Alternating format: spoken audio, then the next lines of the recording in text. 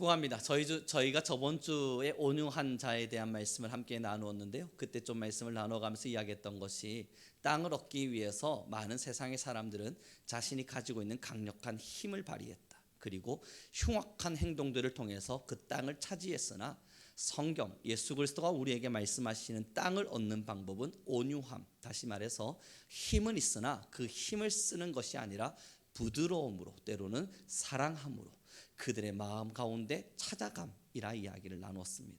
그러면서 우리가 나누면서 왜 그것이 땅을 얻을 수 있는 방법이 되는가 했을 때 두 가지로 나누었죠. 첫째가 내 마음의 땅, 나의 이 강팍할 수밖에 없는 이 땅을 하나님께 내어드림으로써 예수 그리스도로 얻음으로, 예수 그리스도가 내 안에 계심으로 내 마음의 땅을 내가 얻을 수 있습니다 였고요. 두 번째가 내 마음의 땅뿐만 아니라 지금도 죽어가는 많은 영혼들이 있는 그들의 땅에 하나님의 복음을 심을 수 있는 유일한 힘, 그것이 온유하신 예수 그리스도를 닮은 우리의 온유함에서 나온다. 함께 말씀을 나누었습니다. 그리고 우리는 오늘 5절의 말씀을 다시 한번 읽어보기를 바랍니다. 함께 읽겠습니다. 시작.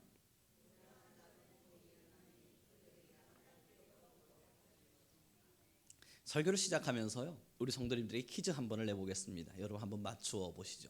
이 온유함이 땅을 얻는 것이고 온유함의 뜻을 저번 주에 함께 나눴는데요. 그럼 이제 이 온유함의 반대의 의미는 뭘까요? 온유함을 반이어로 쓴다면 어떤 단어로 쓸 수 있겠습니까? 3초의 여유 정도 드리겠습니다. 한번 생각을 해보시죠.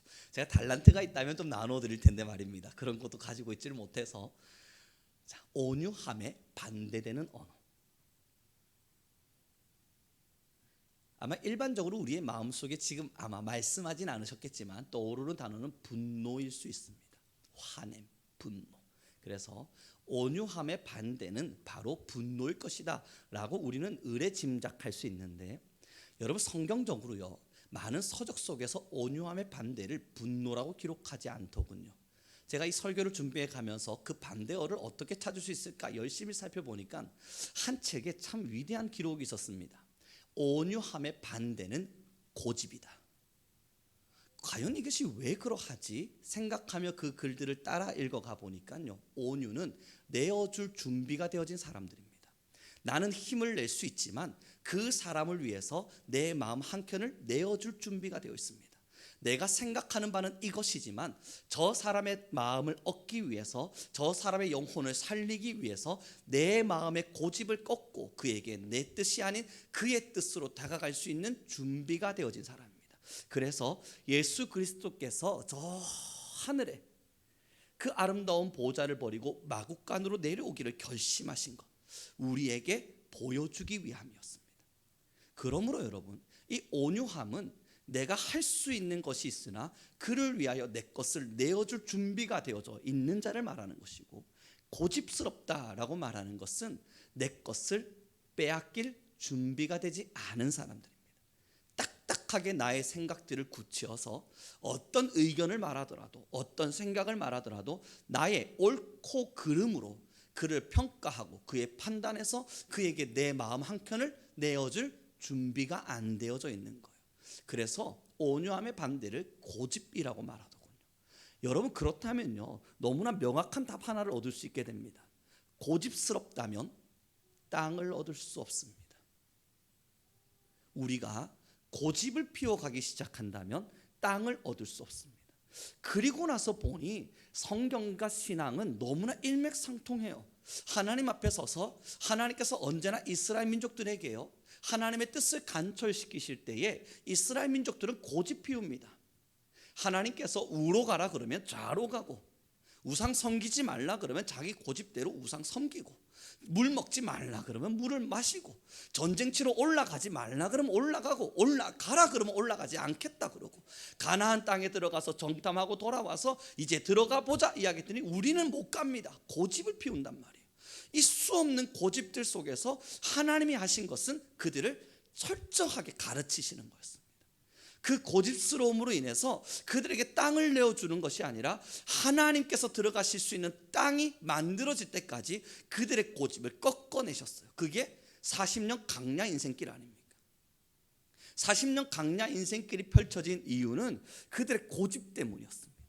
그들이 하나님 앞에서 마음을 꺾지 않고 자신의 뜻대로 하고자 했던 그 고집스러움이 하나님 앞에서 범죄가 되어 하나님은 그들을 40년간 광야 생활의 길에 접어들게 하셨어요. 그리고 현 시대를 보시죠. 사랑하는 성도 여러분, 신앙은 여전히 고집스럽습니다. 하나님 앞에서 내 마음을 드리기보단 내 마음에 하나님이 좀 맞추어 주셨으면 좋겠다는 생각을 우리는 많이 합니다. 설교를 통해서, 예배를 통해서 하나님을 향한 위대한 말씀들을 듣기도 하지만, 그러나 그것이 우리의 마음밭에 심겨지지 않는 이유는 우리의 굳은 마음 때문입니다. 내어놓을 수가 없는 겁니다. 하나님의 말씀에 내 마음 한켠을 내어드릴 용기가 없는 겁니다. 내가 살아왔던 습관을 바꾸고 싶은 용기가 없고, 하나님의 말씀 앞에서 내가 생각한 것을 꺾어 놓을 수 있는 용기가 없는 겁니다. 그 용기들이 없으니 우리는 고집을 피워야만 합니다. 하나님의 말씀대로 살아가고자 한다면 내 것을 내어드려야 하지만, 그럴 수 있는 용기가 없으니 우리가 할 수 있는 건 고집 피우는 거예요. 하나님, 내 고집 한번 꺾어 보십시오. 하나님께서 정말로 나를 변화시키기 원하신다면 나를 변화시켜 주십시오.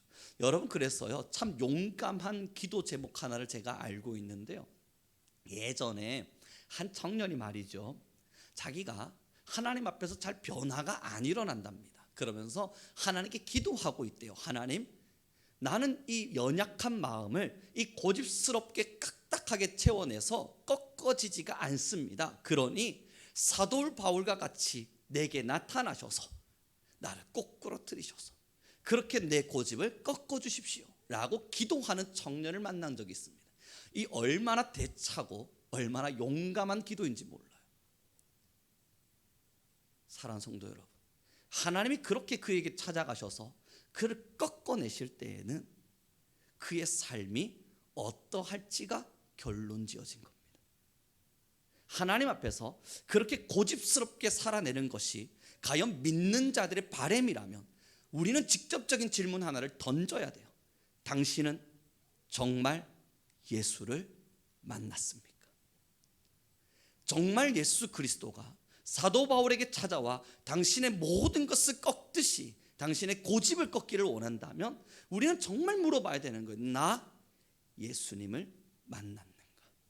사도 바울에게 하나님께서 그렇게 찾아가실 수밖에 없었던 이유는 예수 그리스도를 믿지 않았을 뿐만 아니라 예수 그리스도를 박해했고, 예수 그리스도를 박해했을 뿐만 아니라 그 믿는 자들조차도 죽이는 일을 했기 때문이에요. 이 얼마나 삼단 범죄가 컸는지 예수님은 그에게 직접적으로 나타나셔서 그를 꺾어야만 했어요. 만약에 우리가 하나님 앞에서 그러한 기도를 할 만한 용기가 있다면 우리는 세 가지를 하고 있어야만 합니다. 예수님을 믿는 사람들을 교회 안에서 서로 박해해가며 그의 믿음을 꺾어야 돼요. 두 번째, 예수 그리스도를 부정하며 예수님을 믿지 않으셔야 돼요. 그리고 믿는 자들을 박해하기를 즐거워하셔야 돼요. 근데 우리 그렇지 않아요. 지금 하나님은요, 온유함을 요청하고 있는 이유는 첫째, 여러분의 마음의 땅을 여러분들에게 진정으로 돌려주고 싶은 겁니다. 이미 여러분들의 마음의 땅, 우리의 마음의 땅, 내 것이라고요? 거짓말이죠. 죄에게 다 빼앗겼지 않습니까? 우리의 이 마음의 땅, 영혼의 땅, 여러분, 이거 지금 내가 내 마음대로 하고 있고 나는 고집을 피우고 있을 뿐, 하나님의 말씀을 받아들이기가 너무 어려워서 내 고집을 피우고 있을 뿐, 나는 이 마음만큼은 내 것입니다. 정말 그러한가요? 여러분들의 영혼 사탄에게 메인바되어서 여전히 우리의 영혼 사탄의 종로로 담바되어서 그래서 하나님을 대적하듯 고집 피우고 있는 건 아니고요. 하나님은요, 지금요, 온유함을 요청함으로 말미암아 여러분들의 땅, 우리의 땅을, 우리의 영혼의 땅을 사탄에게서 되찾아서 하나님께서 다시 우리에게 되돌려주고자 하시는 겁니다. 참된 평안과 참된 안식안으로, 사탄에게 종로로 타고 있는 그러한 영혼의 심리가 아니라 정말 하늘의 평안을 누릴 수 있는 하나님의 복된 자로서의 그 심령 말입니다. 에덴의 땅 안에서 하나님을 즐거워할 줄 알았고, 에덴의 그 땅 아래서 하나님의 통치를 받을 줄 알았고, 에덴의 그 땅 아래서 죄를 모든 것을 털털 털어내고 하나님만을 온전히 영광스럽게 살아낼 수 있었던 그 사람들 말이에요. 사랑하는 성도 여러분, 지금 우리는요 여전히 사탄에게 마음을 다 빼앗기고 있습니다. 우리의 마음 예수님께로 아직까지 돌려지기에는 여전히 많은 부분 부족합니다. 그래서 오늘 본문은 우리에게 말하는 거예요. 온유하라고요. 다시 말하면 고집 피우지 말라고요. 하나님의 말씀 앞에서 고집스럽게 살아내지 말라고요. 주님께 내 마음을, 내 영혼을 돌려드리라고요. 그러면 주님 말씀하시는 것이 첫째, 너의 영혼의 땅을 얻을 것이다. 다시 본문을 읽어보겠습니다. 같이 읽겠습니다. 시작.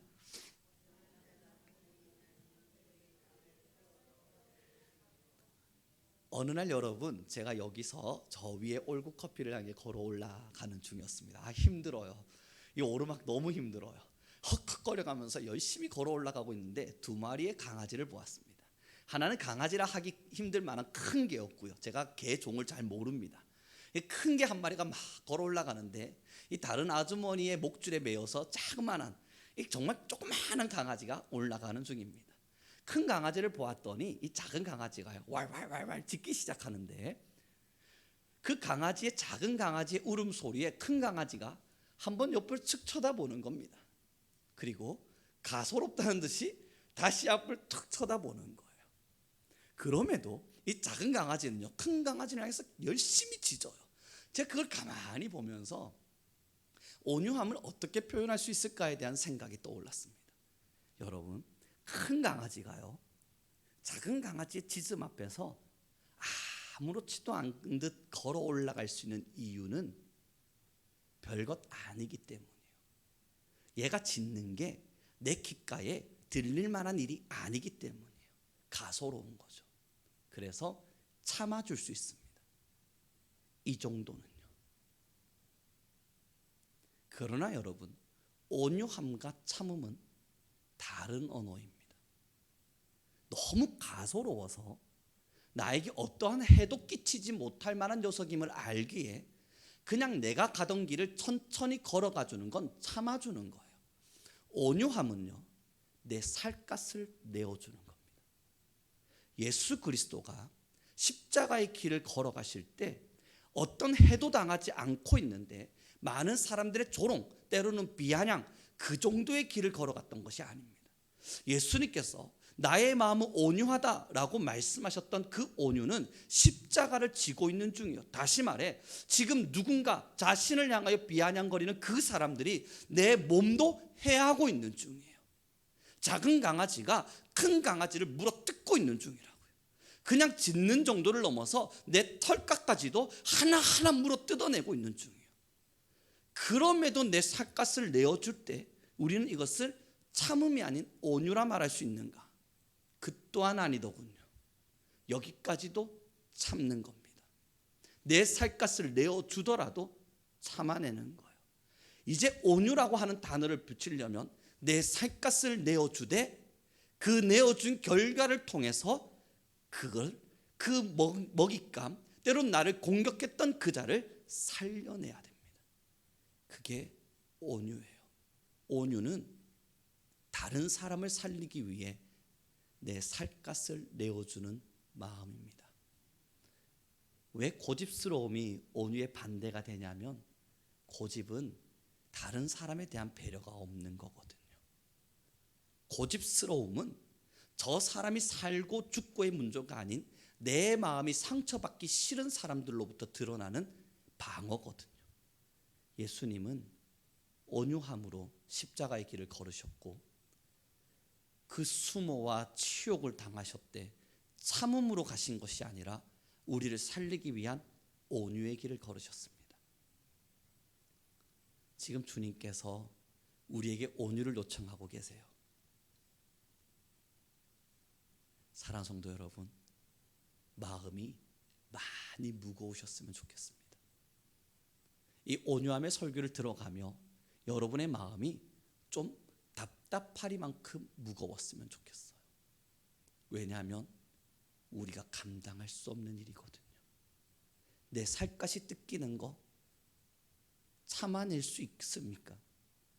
그런데 나는 죽더라도 저를 살리기 위해서 가신 예수 그리스도의 십자가의 길처럼 우린 정말 그 길을 갈 수 있습니까? 아니요. 내 마음의 심령의 땅, 이것을 제 가운데 무너뜨리지 않기 위해서 온유의 길을 걸으라 한다면 적당한 선 안에서 우리는 걸어갈 용기가 있을지 모르나, 저 사람을 위해서 당신은 온유하셔야 된다 말한다면, 그렇게 당신은 저 사람을 살리기 위해서 당신의 무너짐을 견뎌야 된다 말한다면, 여러분, 이건 우리가 감당할 수 있는 일이 아니에요. 그래서 오늘 두 번째 이 설교를 마무리해 가는 어떠한 시점 속에서 저는 우리 성민교회 모든 성도님들의 마음이 좀 무거웠으면 좋겠어요. 신앙의 무게 말입니다.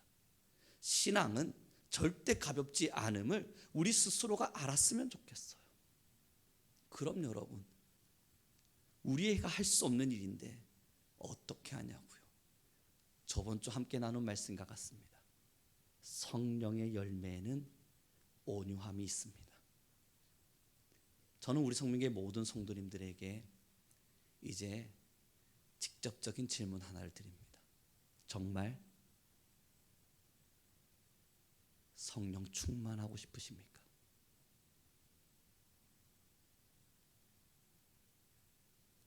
조금은 고집스럽게, 조금은 내가 원하는 만큼만, 그래서 내 마음 죄에게 내어주었든 사탄에게 내어주었든 그건 나중 문제고, 어느 정도의 일부의 내 마음이 그것이 사탄의 것이라 할지라도 그 여유분 정도는 남겨두어서 성령이 완벽히 내 마음을 장악하지 못하도록, 혹 그걸 원하고 계시진 않나요?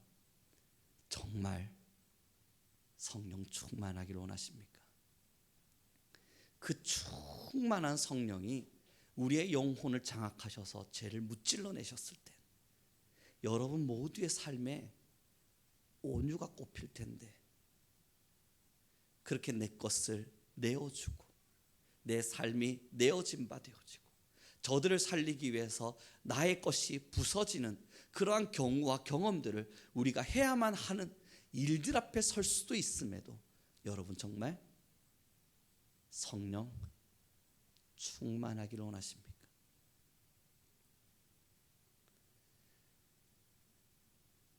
교회는 언제나 성령 충만을 구하며 살아왔습니다.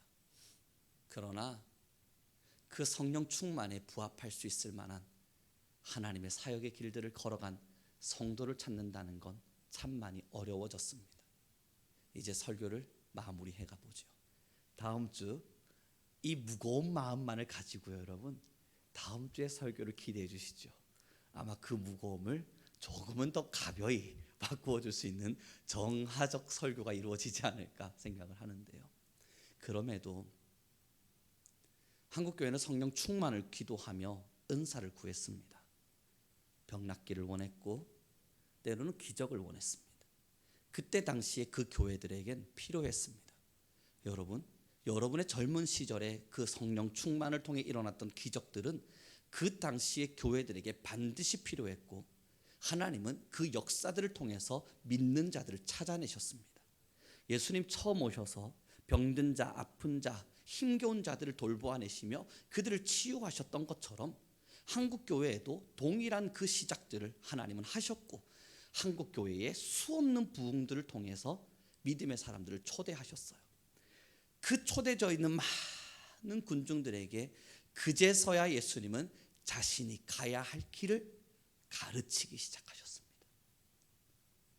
시간이 지나 적당한 사람들과 군중들이 모이고 예수 그리스도의 죽음의 현장이 점점 다가올 때, 그제서야 주님은 이제서야 자신이 무엇을 할 자임을 성경은 가르치기 시작하셨다 말해요. 지금 한국교회는 이제 그 길에 가야 할 하나님의 사람들이 필요합니다. 기적과 이적, 역사의 성령 충만. 그 시절은 과거에 한국교회의 어린 시절이었던 그때의 교회들에게 필요했습니다. 우리는 그렇게 하나님을 만났고 그 하나님을 믿음으로 여기까지 왔습니다. 여전히 우리가 기적을 원한다면, 여전히 치유와 때로는 하나님께서 허락하실 은사에만 집중한다면 성령의 그 마지막 9가지 열매는 한국교회에 나타날 수 없습니다.